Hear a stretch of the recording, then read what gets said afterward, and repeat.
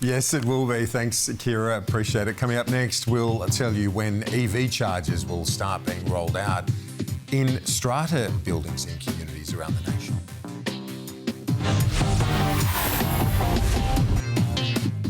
Welcome back to the program. Let's turn now to this issue of rolling out EV chargers for apartment blocks, strata buildings and so on. Joining me from NOX Energy's Chief Operating Officer, Charlie Richardson. Charlie, thanks for your time. So let's start by, you've got this technology in front of you. You're going to be rolling this out across dozens of apartment buildings and strata facilities over the coming years? Yeah, absolutely. We are already doing this. We're already in well over a dozen buildings. We've rolled out several hundred devices. It's rolling out now. It's real. It's happening. We're expecting to have our 500th installed by the end of January. And we'll have talking, what, thousands over the next few years? Yeah. So tell us, explain to our viewers how that works. So this is, we're NOX Energy. We're an Australian company. I'm based in Melbourne. We've got offices in Sydney and Brisbane as well, and Hobart.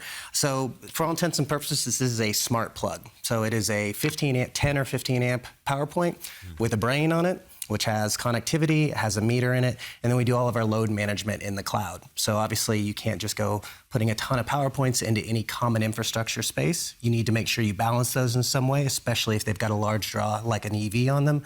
So we make sure we do all that load management in the cloud. Well, that's the question is, how do you then charge, say, the resident of an apartment block who's got the EV and using that facility so that other apartment owners and renters aren't paying their bill? Yeah, so it's a really simple model. So this device is fully ready to go, but it doesn't energize until you use our app, you scan the QR code or tap and actually top up your wallet, and then you initiate a session. And that session is done at the building's energy rates plus a small tariff for us, very, very small, that covers all of our load management, covers all our payment processing, and then at the end of every quarter, we reimburse the residential strata for all energy consumed. It's a fully turnkey model, and it makes sure that it's a user pays model as well. And we don't make any extra draw or any extra pull on the infrastructure of the building. One of the questions that's been asked is, you know, for many apartment buildings, some are putting the EV chargers in already, you know, at the point of construction, but many haven't. And this enables that to be retrofitted. Yeah, we're actually doing both. So brownfield strata, absolutely. Existing ones, we've got a building that we're starting in Melbourne that will have 241 apartments, 241 chargers in it. We start that this week. It'll be one of the largest buildings in the world. New development, the exact same thing like you're talking about. There are new construction codes that require EV charging backbone. We fit absolutely within that, and we're fully compliant for that. How fast does this charge a car? I guess it depends on the car itself. A little bit. A 15 amp plug will do about 20 kilometers an hour. And that's obviously depending, do you have a 15 amp charger, et cetera. But the average Australian drives less than 40 kilometers a day. So we're talking about 2 hours of charging to fill up.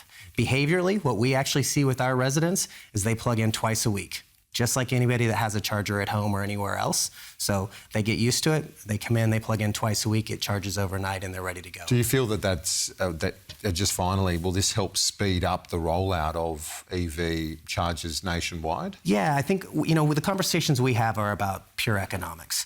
So our mission is to democratise access and to give people choice.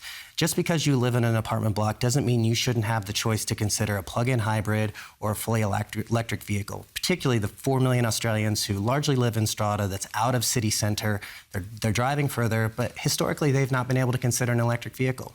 Now with this, very low cost, they can. Okay. Charlie Richardson, Chief Operating Officer at NOX Energy, thanks for your time. Hey, thank you. Appreciate it.